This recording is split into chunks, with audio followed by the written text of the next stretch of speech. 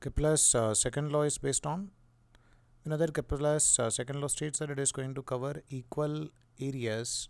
Line joining the center of sun and the planet is going to cover equal areas and equal intervals of time. The reason for that is because of law of conservation of angular momentum.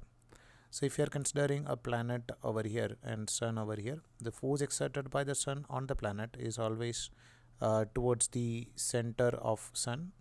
So as a force is always acting toward the center of sun, if we are finding out the value of torque with respect to center of sun, it will be equal to 0.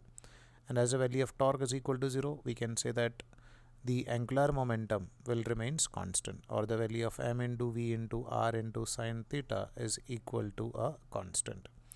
Because of that, if the value of r is less, it is going to move with a higher velocity, and if r is more, it is going to move with a less velocity, so that the line joining the center of sun and planet will cover equal areas and equal intervals of time.